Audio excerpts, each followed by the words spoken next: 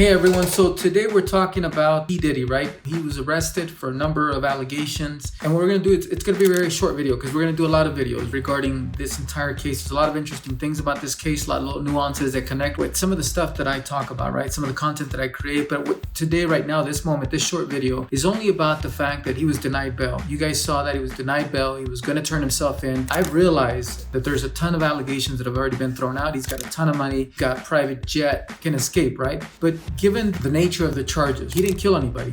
And he definitely didn't kill multiple people. You know, there's some allegations there that could potentially be pretty serious. We'll talk about that some other time. But here's my point though. Given that he did not kill anyone, he didn't molest any children, it's not something super egregious like that. Still serious, but not like that. You would think that he would get bail. I've created some videos where I've talked about how the way our system works, our criminal justice system, is that you are guilty until proven innocent. And I've had some bad comments about that because people, argue, no, that's not the way it works. My cousin went to trial and blah, blah, blah, right? Anecdotal garbage, right? The point is this, if we're talking about serious charges, but not like catastrophic, right? The dude did not go out there with an AR-15 and murder a bunch of people. He didn't do something just absolutely despicable to the nth degree, right? To the final degree. And we're going to talk about the charges in another video. But here's my point is he's being denied bail. And we're going to see kind of what happens, right? He's already been denied bail initially. He's going to get the chance to appeal it, right? But if we really were operating in a system where you are innocent until proven guilty, let's use a little bit of common sense. The media is trying to normalize. This is no big deal. This is normal. He got denied and he's going to get a chance to appeal it and so on and so forth. And we've normalized garbage like this, BS like this. I thought this was the land of the free, right? Why would you deny somebody their freedom when they're still innocent? When you can charge them, whatever it is you got to charge them to make sure that they conduct themselves appropriately. You can put an ankle monitor on the guy. They can listen to all of his conversations. They can monitor all of his text messages. They can put him on house arrest. There's all sorts of things that they can do, which may or may not be warranted, right? I'm not saying that they should do that. I'm just saying there's options, but instead they're just going to lock them up and go, nope, because you are who you are and because get as much coverage on this. And this right here, right, the way that this is being blown up is for a number of reasons. And one of them is because they're trying to distract all of us because we may be looking at the economic collapse of the country here soon, depending on what happens over the next few months. We may be looking at potentially getting into another war with Venezuela. We may be potentially in all-out war across the world. These people out there, right, that are political pundits are talking about how, in a sense, World War III has already started. That doesn't matter. That's besides the point. What I'm saying is they're trying to distract you from what's really going on. People are struggling. Unemployment is shooting up. There's all this crazy stuff happening, right? If you understand really what's going on, it's concerning, but they're trying to distract you with this. The dude didn't, like I said, he didn't murder anybody, not a single person. There's no child that was, you know what I mean? Like there's degrees and charges. Even somebody stealing something from you, like somebody stealing your car is a crime and it's not right, but that's not to the same degree as, say, somebody that goes out there and decides to shoot up a church or something, right? P. Diddy did is, or what they're alleging he did, is potentially serious, but not serious enough where you're just gonna, just point blank, just deny the guy some bail?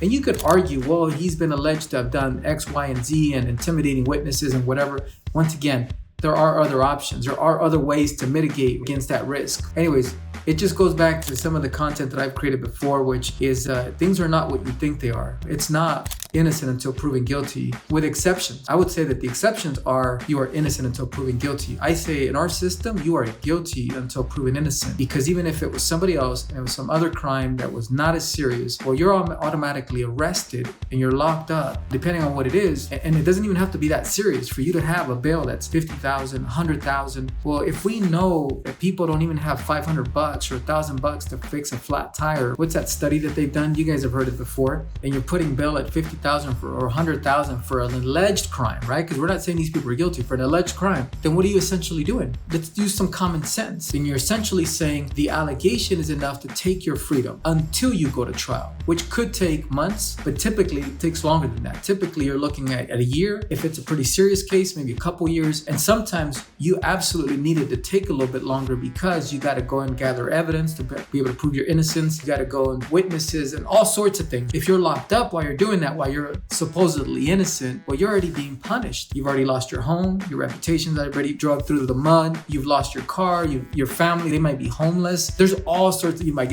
get fired, right? That goes on your record. And even if after you get this off your record, you're still screwed, because anytime anybody does a search, there you are. But that's a different point. What I'm trying to talk about now is this whole thing about innocent until proven guilty. I know that gets people heated up and gets people pissed off when I say that that's not the reality of our system, but you can see it right here. I want to get into the charges, but we're going to wait a little bit. We're going to do a little more research on this, and it's got to be for another video. I don't want this to be a long video. This is just about the fact that they're denying bail. They can easily sell at $1 million or $5 million or whatever, but that's not what they're doing. They're saying you get no bail. The fact that he's got the right to go appeal this doesn't make it right that they denied bail in the first place. Does that make sense? Why does he have to go appeal it? If we live in a country where you are innocent, in a nation where you are innocent until proven guilty, then why are we doing that? It's not like he's already gotten a chance to bail out and then he went and committed some additional crimes. And I could be wrong about that, right? We're going to find out as information comes available. Nevertheless, I think that's not the right way. That's not what we're sold, right? That's not the Kool-Aid that we drink, right, from mainstream media. Anyways, just food for thought. Hopefully this was interesting to you. We'll be creating a lot more videos because there's a lot of things about this case that I think expose the dark side of our criminal justice system. Thank you for your support, and I will see you in my next video.